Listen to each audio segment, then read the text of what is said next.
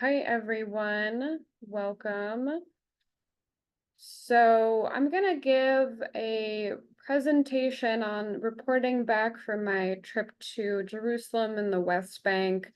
Imagining it'll be like 45 minutes maybe that I'll do this presentation.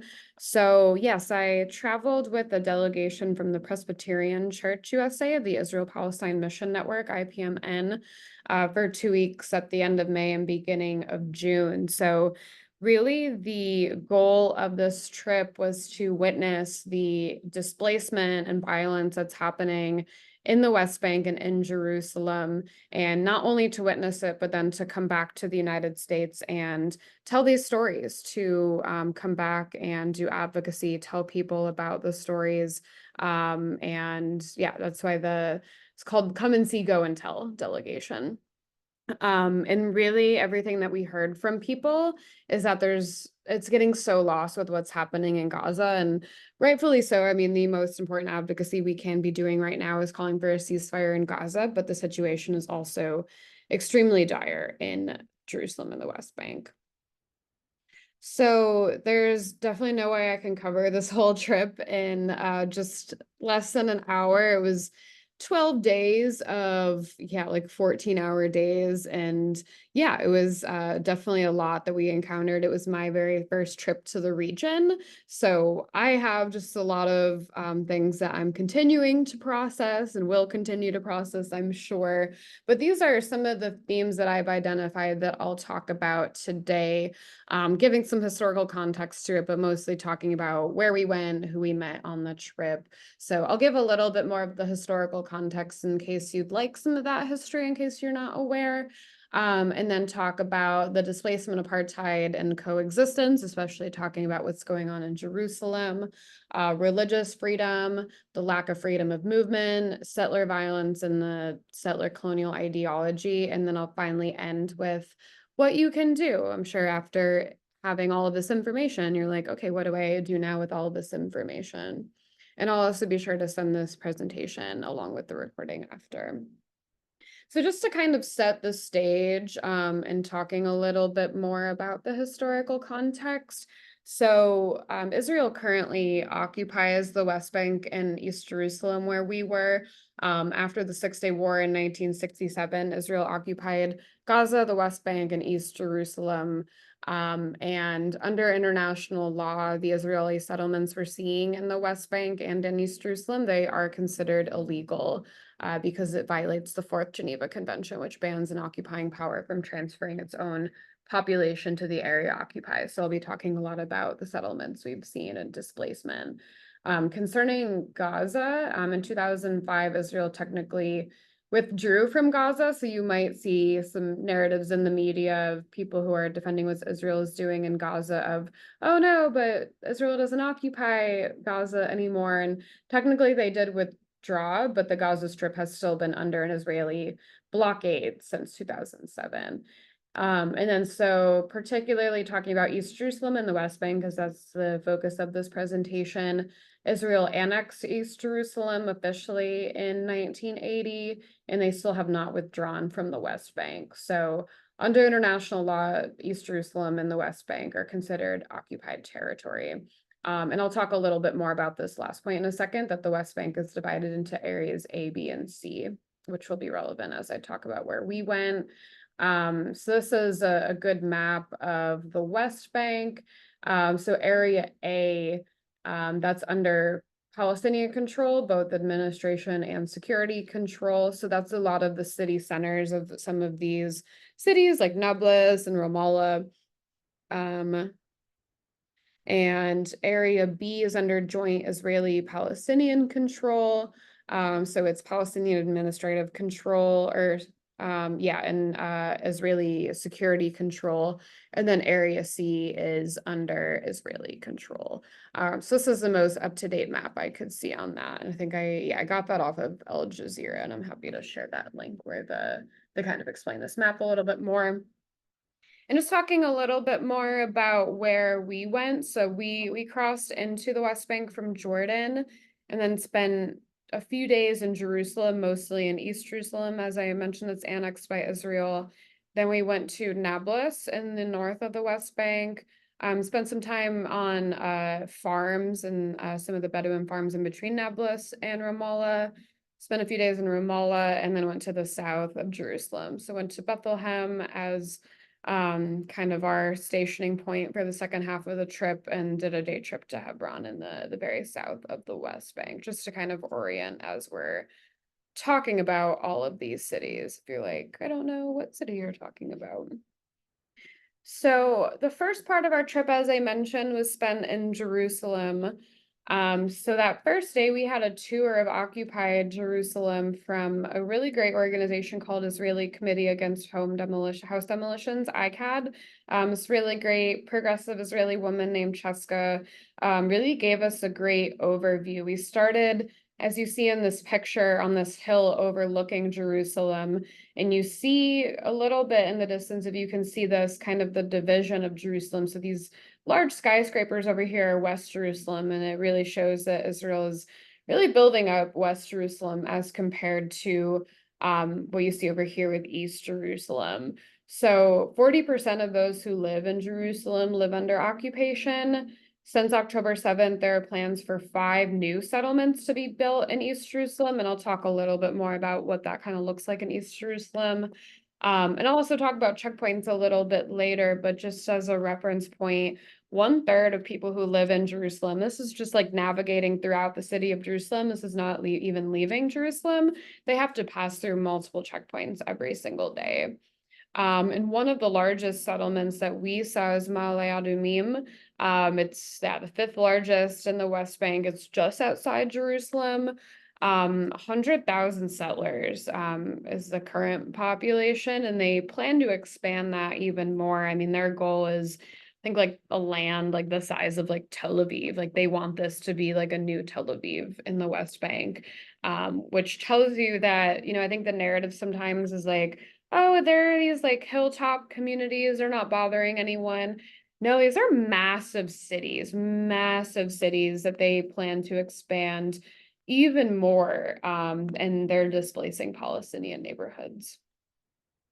And so part of this is what is called the separation wall or the apartheid wall, which is considered illegal under international law. There's a 2005 ICJ decision that was technically non-binding, but it did call on Israel to dismantle the wall because it cuts off Palestinian neighborhoods or displaces Palestinians. But as we know, the wall is still there and expanding even more.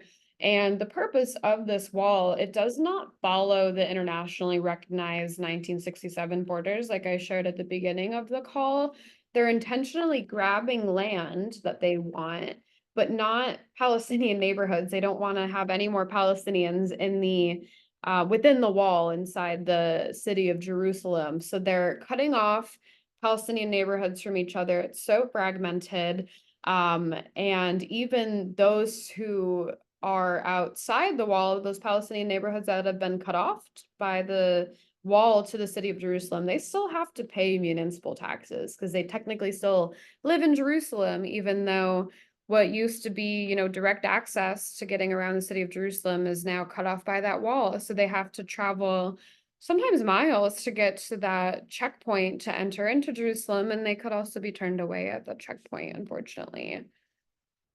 And I think this really connects with the conversation about the two-state solution, about coexistence. We had another conversation the night before with Jonathan Kutab, who a lot of you have maybe been on events with or have met before, but he is currently the head of BOSNA, Friends of Sabeel North America, and he founded like Nonviolence International, Al-Haq, which is a human rights organization in Palestine.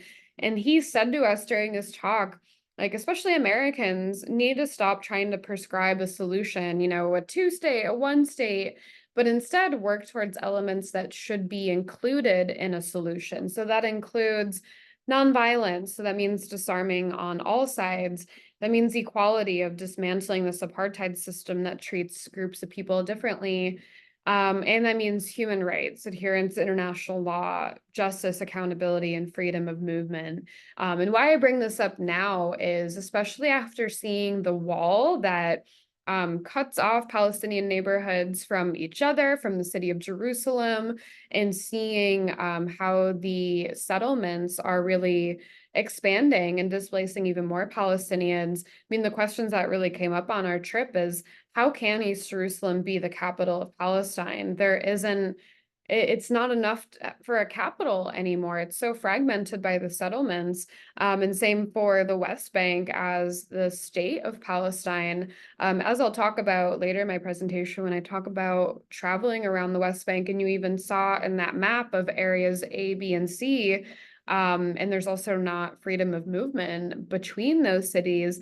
How can that be a state? Like, that is not a state. So how can we be talking about that two-state solution when the West Bank is so fragmented and East Jerusalem is so fragmented by settlements? We need to be talking, instead of this like solution of, one state or two state, of no, we just need to work towards these ideals. And part of this is, of course, like, coexistence is the goal. And there's so many amazing Palestinian and Israeli organizations who are working on coexistence.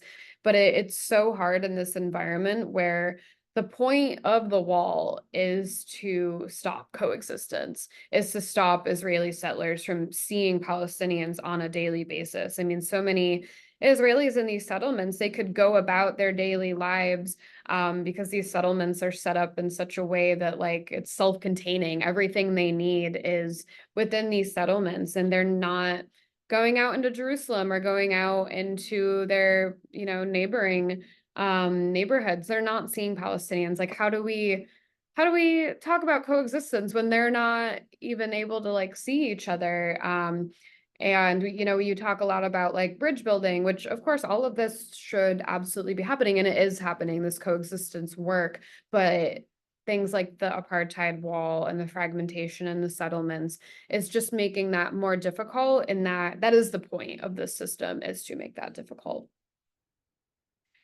And so talking about this apartheid system, these two pictures, and apologies that they're a little hard to see, I was just taking pictures out of the bus window as we were driving past the settlements. So on the left is a Palestinian neighborhood, a house in a neighborhood in East Jerusalem, and on the right is a settlement in East Jerusalem. And you can really see the dichotomy here because of the lack of access to water for Palestinians in East Jerusalem. So how you can know what is a Palestinian house is they have these black tanks on the top of their house, and that is potable water, because they don't have access to potable water.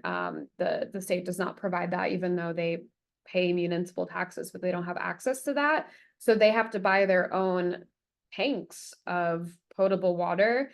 And the reality is, with the climate crisis, I mean, they're running out of water, unfortunately. So even having access to these tanks, not all houses are able to do that.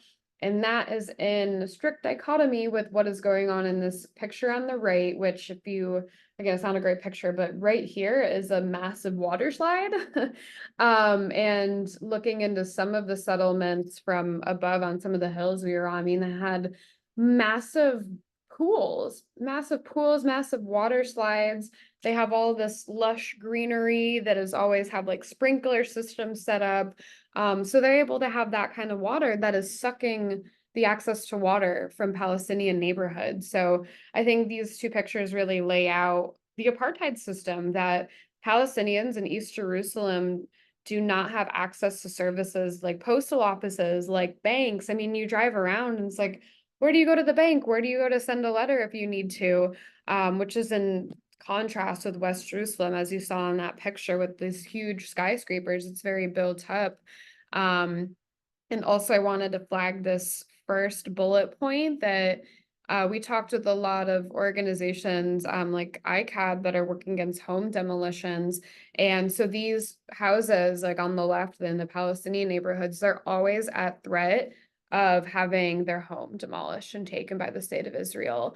And one thing I did not know until this trip is Palestinians have to pay for their own home demolitions, which is just so wild when you think about it. Of not only is my home being demolished and taken away from me, but I have to pay for the bulldozers, I have to pay for the police. We're fined if there's any rubble left, so we do have to pay to have that taken away. And that's, I mean, that's just wild. That's the point. That's the goal of this system, of this apartheid system.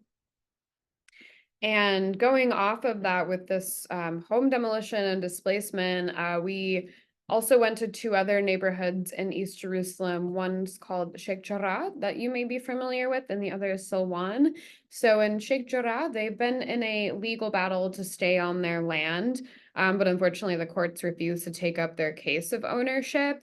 And you may know of this neighborhood if you've been following in the last few years. Back in 2021, there was this viral social media campaign, especially in the US. I mean, there were massive protests in DC and globally, really, because of the escalation and violence by settlers against the Palestinians that live in this neighborhood. And I mean, the state of Israel has gone as far as like tried giving blank checks to residents to leave of, we'll give you whatever amount of money, you just need to get off this land and go wherever else. And they just don't understand that the connection to this land that they have of, it's not about the money, is this is our land and you don't have a right to throw us off here. But unfortunately, the situation's really continuing to worsen. I mean, we were at one house, one of the Palestinian families who lives there that's fighting to save the neighborhood. And right across the street is this picture here. And you see, it might not be a great picture, but the Israeli flags up here. I mean, these are settler homes and they continue to move in. And just a few doors down from here, there was one video that kind of went viral back in 2021 of an armed settler confronting a Palestinian woman, and it kind of made the waves around the world. And that settler is still there. He still has not left. He's still only a few doors down from this. So this is very real, and it's really just continuing to ramp up. And it's because the neighborhood Sheikh Jarrah is strategic for Israel, because it connects East and West Jerusalem. So they want this as another settlement to connect East and West Jerusalem, unfortunately. And very similar things are happening in the neighborhood of Silwan, which is quite near. It's like south of the old city, I believe. And it's really worsening since October 7th, though. So 3 houses have been demolished since October 7th. I think the reality is there might be more than that, actually. When we were there, we found out about plans for a few more that happened at the beginning of June. So Israel's always increasing their expansion plans, and families never know when their home could be demolished. And right now it's because there's a deal for a cable car to go from the old city to West Jerusalem that would go right through Silwan and force people out and displace more Palestinians. And the reality is, unfortunately for us, US organizations are funding this, so-called Christian organizations. There's one particular organization, I have to look up the exact name, but it's like pretty far right evangelical group is funding this. And one other thing we learned about the old city is there are groups that are and the state of Israel is purposefully weakening Al-Aqsa Mosque, like weakening the foundation of it. And every about 100 years, there's a big earthquake that happens in the region. And the last one was, I think, 1927 or sometime in the 20s. So we're coming up on 100 years, and yeah, they are purposely weakening the foundation so an earthquake would come and destroy this mosque. And if you might be familiar with this kind of biblical prophecy that a lot of evangelicals focus on with Israel of specifically with Temple Mount, that Al-Aqsa Mosque needs to be destroyed and that the third temple needs to be rebuilt.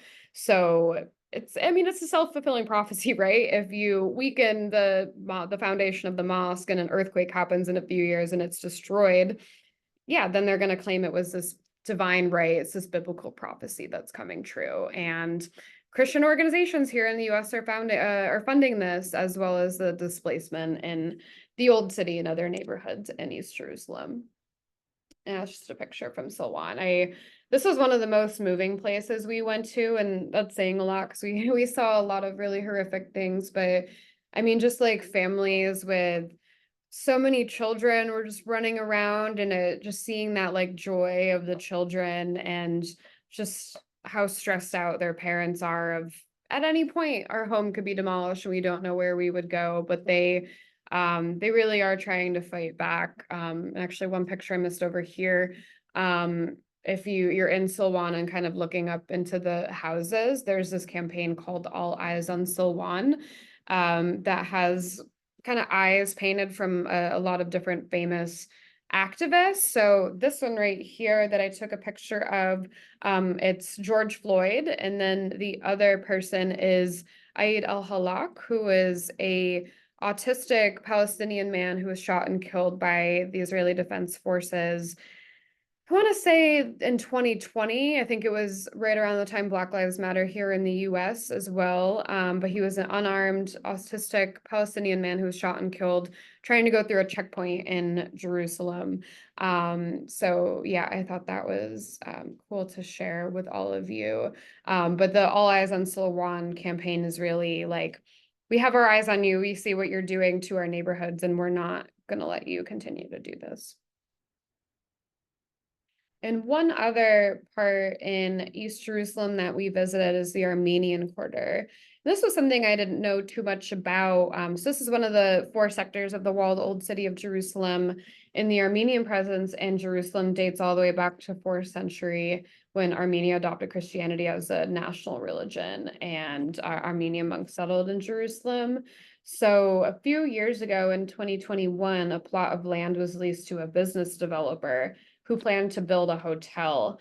And unfortunately, it was really the church that kind of sold them out, and it didn't have the consent of the Armenian people who lived there.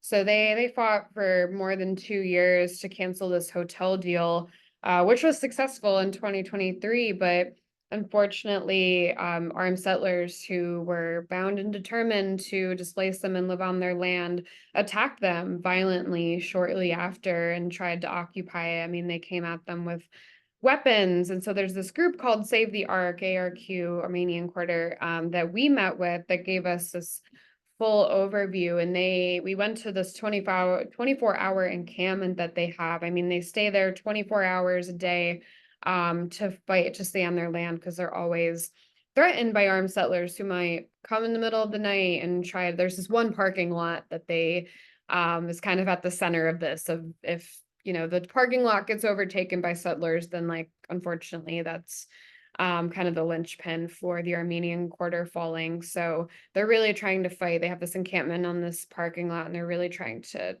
physically fight off people who are trying to displace them. Oh, that's the same slide, but yeah, that's the encampment. The encampment's right behind where I took this picture, but that's the parking lot I was talking about. So after Jerusalem, we moved north into a city called Nablus, which historically has been a big Christian city, but unfortunately there's not too many left in Nablus. But we visited with the Church of the Good Shepherd, which is an Episcopal church. And this is significant because only about a week before we went there, the Israeli army raided the church, actually. They broke down their doors, they entered the sanctuary, they vandalized the parish hall, they destroyed the shops below. And I guess it's some kind of retaliation. I mean, they didn't apologize, they gave no reason, but the kind of anticipated reason is they lease one of their shops below to Samsung, and some kind of deal has fallen through with the state of Israel recently. So they think that it's retaliation from the IDF against Samsung because the church leases out that shop. But I still don't think that's a great reason to raid a church. And like no apology has been given and no actual reasoning. And the US is investigating it as a violation of religious freedom, which I mean it is, and it should be investigated. But fortunately, a lot of us are not confident that a lot can come out of it, and we need more than reporting on it. I mean, we need pressure on Israeli officials.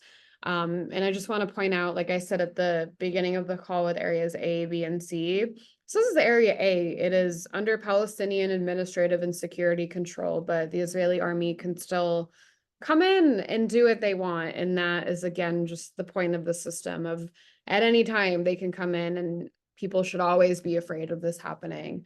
And did just want to point out that they were attacked at 4 a.m. on a Sunday morning. One of their pastors came in, cleaned up everything, repaired the doors, and they still held service only a few hours later that Sunday morning. And we just found out only a few days ago they were raided again. And there was a restaurant we went to for lunch that the Israeli army also shot up only a few days ago. And so this continues to happen. And did just want to share their statement that they shared after the invasion that called it an evil and cowardly act. They quoted Matthew 16:18, and I say to you again, you are Peter, and on this rock I will build my church, and the gates of hell will not prevail against it. And this is Sammy from the Good Church of the Good Shepherd in the picture with me. And he said to our group, you know, if the IDF soldiers came back, if they stood right in front of me, I would not have hatred for them. I would have love for them and open their hearts to God.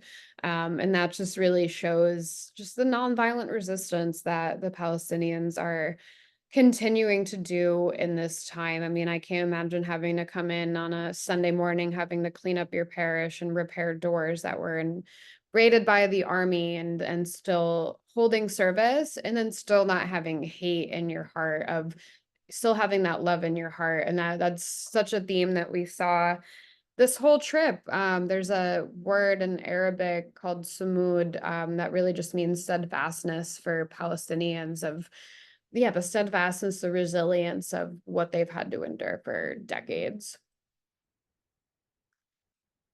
And one other instance of, definitely this violation of religious freedom was at Jacob's Well, also in Nablus. So I'm sure a lot of you are familiar with the story of the Samaritan woman named in the New Testament at the scene of Jesus' encounter with the Samaritan woman in John chapter 4. And so this guy in the photo, I think he's probably about almost 90 by now. Father Eostinos, the guardian of Jacob's Well since 1980.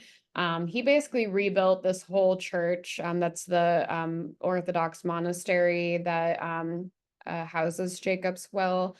So he's been there since 1980, and his predecessor was actually murdered by an Israeli, and then Father Eostinos later had to fight off the same man who came onto their property. And it was something like he didn't believe that Jacob's Well should be open to everyone, or something along that line. So he has dealt with a lot. I mean, the Israeli army dropped 5 bombs on the monastery during the Second Intifada. Luckily, none detonated, but you can even see bullet holes in the side of the monastery from the Second Intifada. There's also a refugee camp right across the street. So Father Eostinos was shot at by men in 2021 and 2022. But I want to take a picture of him with this beautiful monastery, because he did all of this.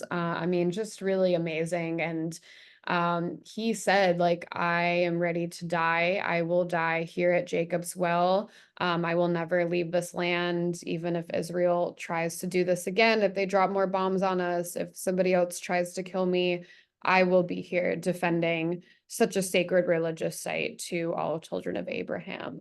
And he rebuilt this, and he's built his own tombstone in the monastery. But it was just really amazing to see that on such a sacred historical site. So another theme, the lack of freedom of movement. So I mentioned earlier in the call about the system of checkpoints. So basically, as you're driving through Jerusalem and the West Bank, you'll probably have to go through multiple checkpoints. Like I said at the beginning of the call, even within Jerusalem, you may have to go through multiple checkpoints. As Americans, we were a group of all Americans. I think there was one Canadian citizen too. Especially when we had an Israeli tour guide, our tour was with Sabeel Ecumenical Liberation Theology Center, and one of their tour guides, he's Palestinian, but he has Israeli citizen. He's an Israeli Arab citizen. So he has certain privileges that Palestinians who live in the West Bank may not. So when he was our tour guide, and he was at the front of the bus, and he was like, this is just a bus full of Americans, they'd always just wave us off. Like they wouldn't even sometimes board the bus. They would just see us and wave us through. Or if they did come on the bus, and we didn't even have to show them your passports of like, you're Americans, you can go through.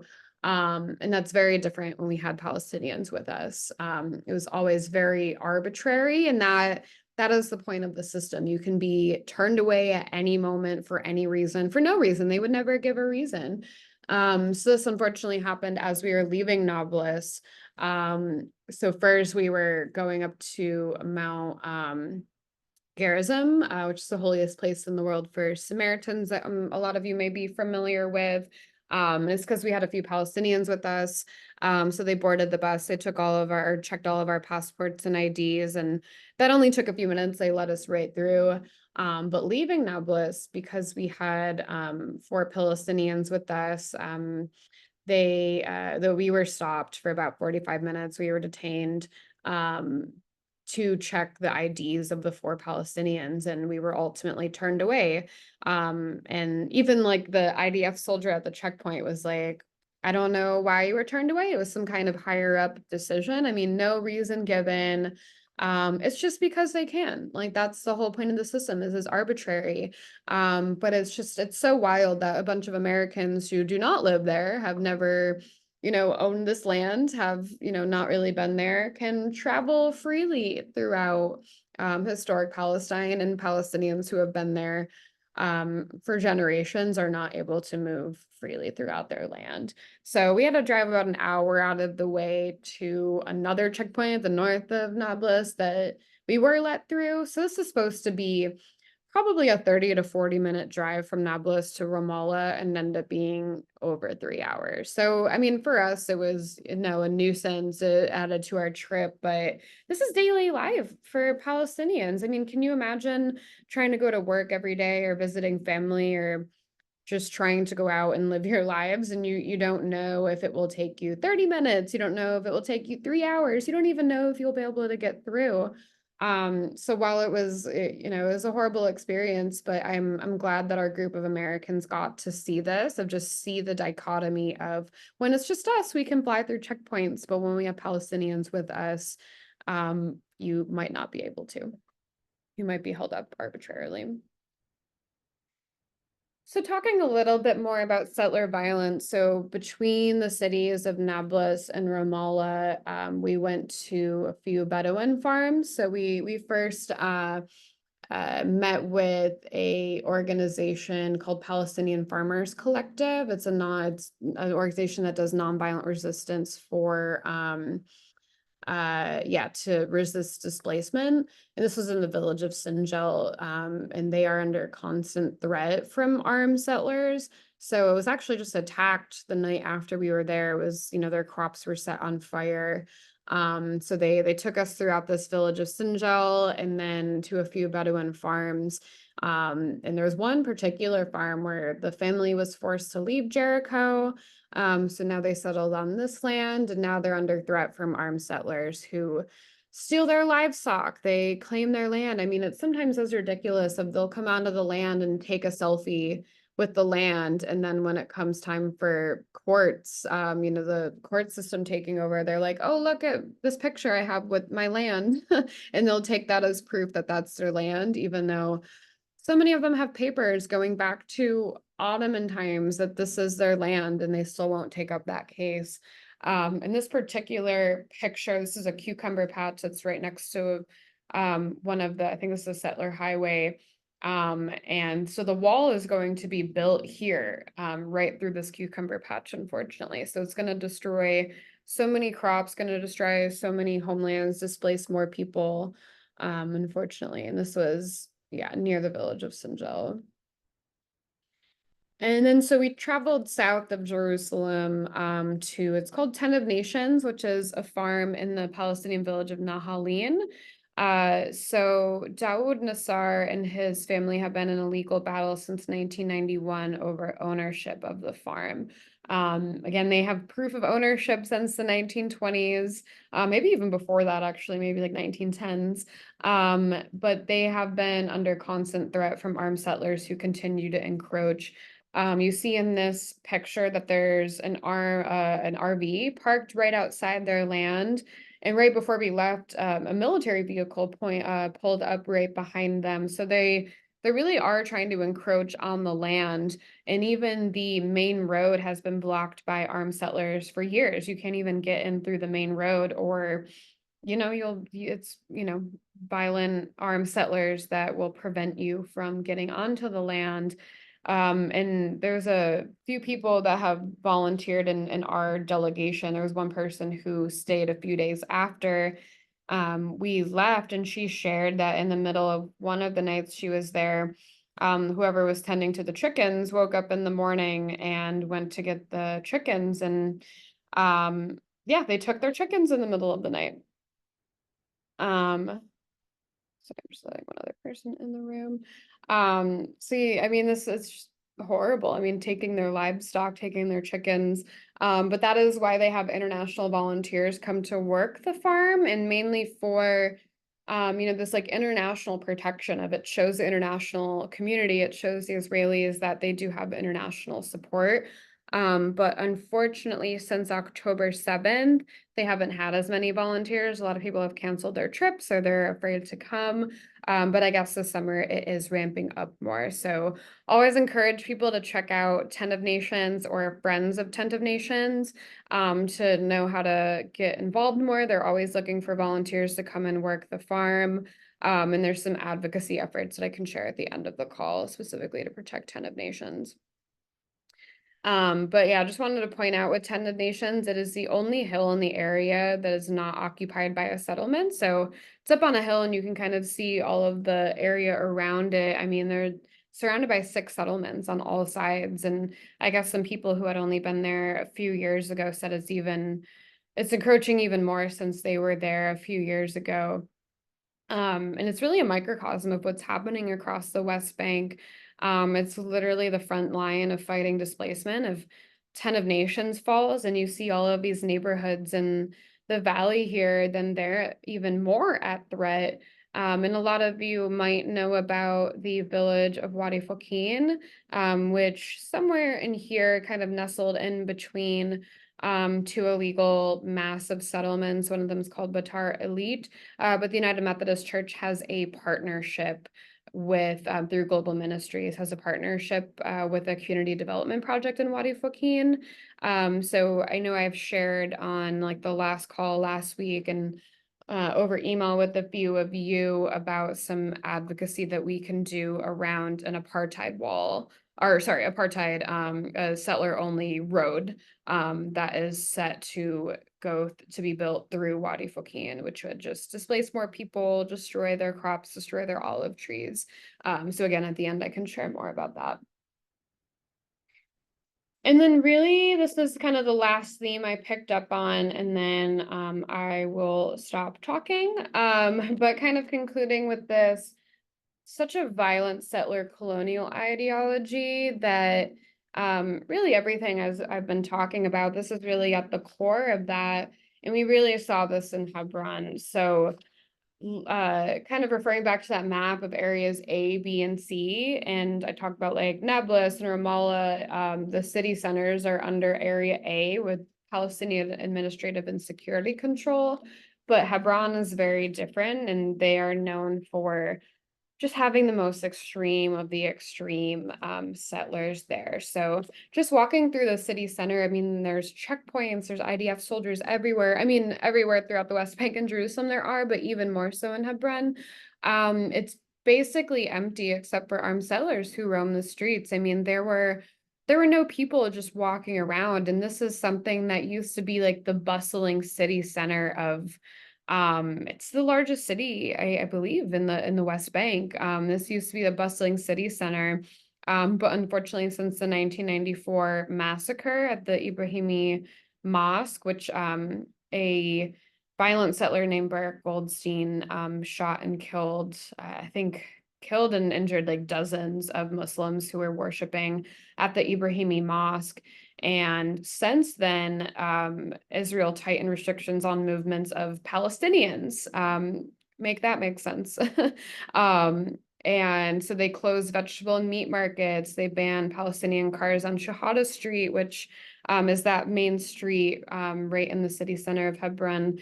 And my understanding is I've never been to the region, so I wasn't there before October 7th, but my understanding is it's gotten even worse since October 7th. So more shops have been closed, and it's even more empty. I mean, we had a Muslim Palestinian tour guide, and I mean, she was really the only Palestinian we could really see like walking around. Like there was just nobody there. And unfortunately, we had this kind of scary encounter with an armed settler who was walking down Shahada Street, and I mean, he could tell like we're a group of Americans receiving a tour from a Palestinian woman, so he felt the need to confront us. And, he said we were only getting one side of the story, and et cetera, et cetera. And, I think a few people in our delegation and our tour guide were thinking like, oh, we can talk to this guy. But the more and more he continued to talk, it was very clear, like, this isn't a guy that we're going to build bridges with. We're not going to change his mind. I mean, this violent settler colonial ideology is very at the core of what he's doing.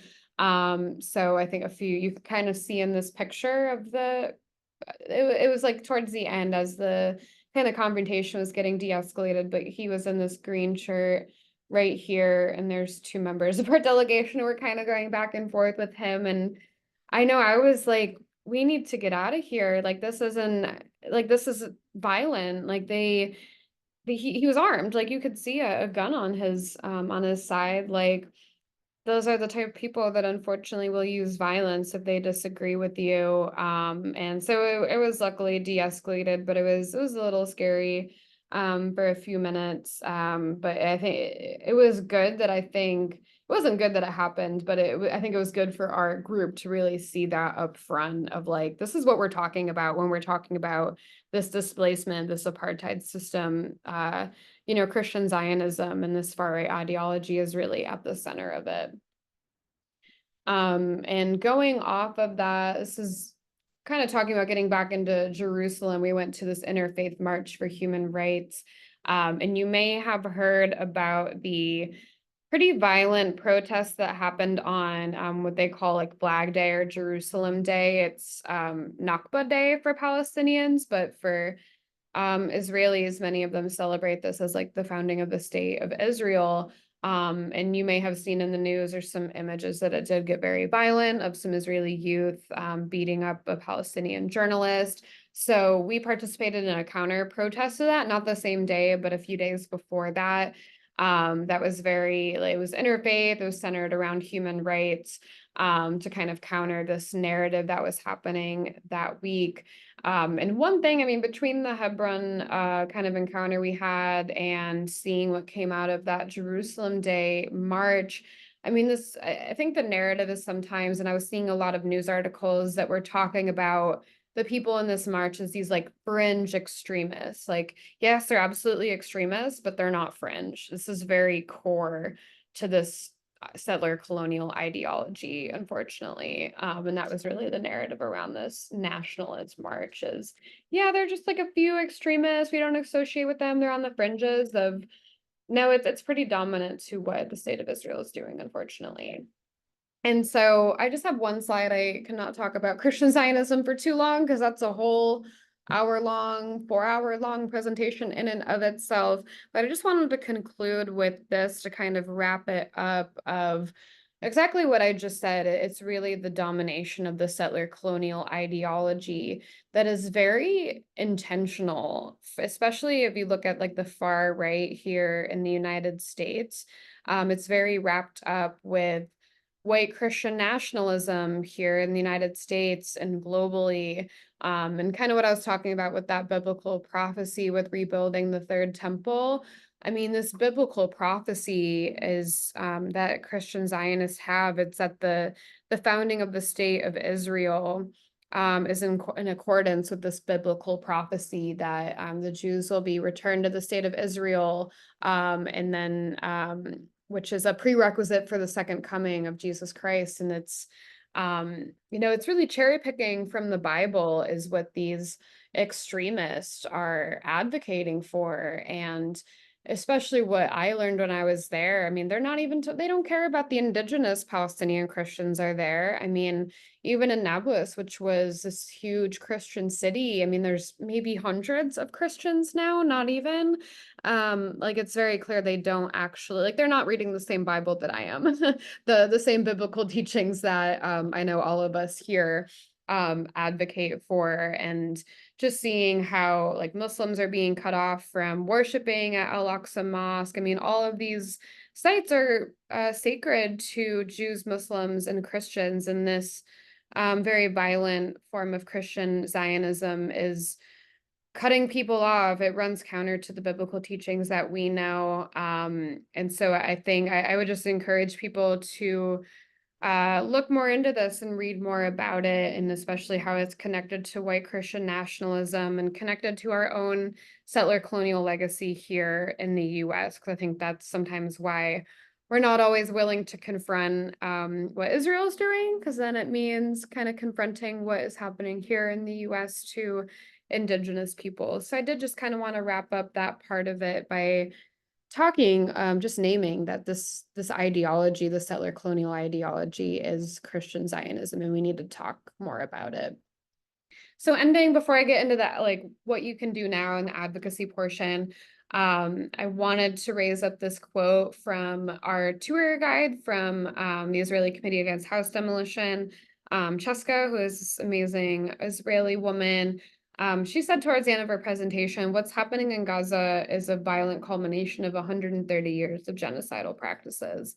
And, I think in this time of, the Israeli bombardment of Gaza, there's a lot of conversation on, is this bombardment genocide of the Palestinians? And, we can talk about that as well. But this quote really hammered it home for me. Like, it's not, of course, we need to stop the bombardment of Gaza. We, of course, need to have a ceasefire. But even if the bombing were to stop tomorrow, the occupation continues. And the goal is ethnic cleansing. The goal is forced displacement. The goal is to move settlers into the occupied territory. So we just need to keep our eye on the whole of historic Palestine. And that kind of gets us into our advocacy of, yes, of course, the most important thing you can do is keep calling for a ceasefire, writing to your members of Congress and your senators, ending weapons transfers to Israel, because that is really what we need right now, is stopping the killing in Gaza, and ending the weapons transfers to Israel, of course, of stopping the IDF from what they're doing both in Gaza, but also in the West Bank and Jerusalem. But I'll also share that I think it was Jonathan Kutab who we were talking to, or maybe somebody else when we were there. They said, like, I'm worried about, we obviously do need a ceasefire in Gaza, but I'm worried about what's going to happen after that, because then that maybe just frees up more resources for IDF to ramp up their violence in the West Bank. So that was really interesting of like, of course, we need to end that bombardment, but we also have to continue advocacy on the West Bank and the displacement and violence that's happening there. So as I've talked about, the violence of the armed settlers, the Biden administration has some sanctions on, I think it's like a dozen or a few dozen settlers in the West Bank.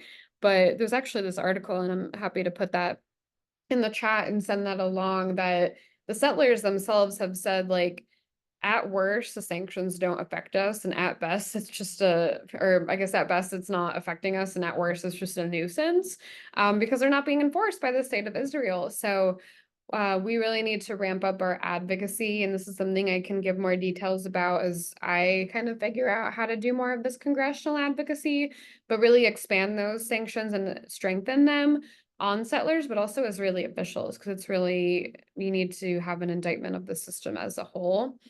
More public pressure on Israel regarding displacement and in all of these neighborhoods and farms that I've talked about. So I can put all of these links in the chat, or send them in an email afterwards about specific actions you can do with 10 of Nations and Wadi Fokien. So with 10 of Nations, there's been some congressional pressure on the State Department to publicly pressure Israel to stop what they're doing at Ten of Nations and stop encroaching onto the farmland. And then with Wadi Fokeen, with this settler road that I was talking about, there's an upcoming hearing that keeps getting postponed. It was supposed to be earlier in June and then July, and now it's postponed to September by I think it's Israeli Civil Administration hearing on the road. And we want as many people as possible to get on that Zoom call. It's probably going to be in the middle of the night for those of us in the United States, but even just getting on and putting like Friends of Wadi Fokeen, and then also doing some congressional work. Members of Congress just sent a letter to the State Department asking them to attend that hearing that will apparently happen in September. So I can also share more information about that. And then I think like framing a lot of this that I talked about as violation of religious freedom. I mean, the IDF raiding a church, raiding the like Jacob's Well, the monastery at Jacob's Well, what they're doing at Al-Aqsa Mosque. I mean, these are violations of religious freedom. And I think we need to call it out as such. So there are things happening of calling on the State Department and raising this up to them, but I think there's even some congressional work and just more education that can happen there. And then finally, like what you can do in your own churches. I mean, sharing these advocacy tools that I talked about on GBCS's website, umcjustice.org. We have a few action alerts on Israel Palestine. I think there's one on a ceasefire, one on using U.S. weapons in accordance with international law. Definitely, take action there. But also I'll share some of these other tools that I just talked about as well. And I think it's really having conversations and engaging in study and other educational efforts about Christian nationalism, Christian Zionism, and what is our response? What is our Christian response in this time of violence in Palestine and Israel? And having those tough conversations with people in your congregations and your conferences. And this is definitely something I've heard from a lot of people, from Peace with Justice coordinators and others of, I'm just having a hard time talking to people in my congregation about this. And where should I start of, Israel's a settler colonial state and they just need to know this. And, sometimes it's not always the best to kind of start off with that or like talking about Christian Zionism, but just like figuring out like, are these people that are more movable that I can maybe talk to and have more of a conversation with? And where can I start? So those conversations are really, really important. Participating in nonviolent economic measures. That is probably the biggest takeaway I had from my trip, is, the financial angle of it, of supporting, Palestinian goods. I mean, one other thing I'll share about when we were there is everything was empty. I mean, they are getting no tourists. I mean, this is the Holy Land, and that is how they make their living is through tourism. And in Bethlehem, for example, we were the only tour group there the entirety of our 4 or 5 days we were there. So when we would go on the Star Street where all of the shops are, I mean, they would just mob us and ask us to buy goods from them because they knew this is their only shop for the next maybe few weeks. I mean, one of the shopkeepers told me that I was his, I think, 11th tourist since October 7th. I mean, again, these are people that make their living through tourists. So I think right now, purchasing Palestinian goods is so important. Supporting those investments in the Palestinian economy, support and engage within a boycott of Israeli goods that are emanating from Israeli settlements. And part of this is also engaging in interfaith dialogue as well. It's really important to have these conversations with other Christians, but also Muslims and Jews, about a just peace in Palestine and Israel. And so I'll just mention that all of the things I've been talking about is really supported in a resolution that we have called Opposition to Israeli Settlements in Palestinian Land. And I also just link the faith and facts cards on the occupied Palestinian territories. But just diving a little bit into how you can use this resolution and some key things you can take out of this specifically related to what I talked about today. I mean, we seek for all people in the Middle East region an end to military occupation, freedom from violence, full respect for human rights. Taking from Isaiah, the prophet Isaiah cautioned against coveting the lands and homes of one's neighbors. This third bullet point of, the separation wall, the continued confiscation of Palestinian land, it violates human rights, it subverts the peace process, and especially that last part, fosters a sense of desperation that can only lead to further violence. And that last line is really kind of a culmination that sums up what we're advocating for.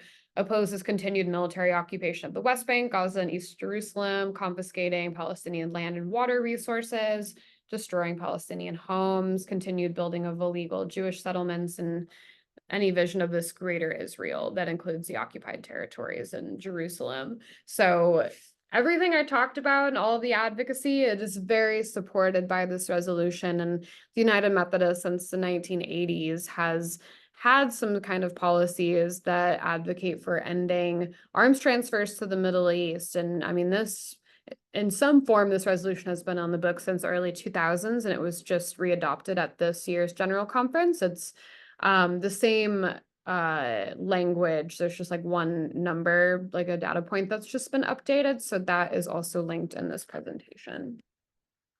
So I'm going to stop sharing and I'm going to stop recording. So thank you so much for, listening to this presentation.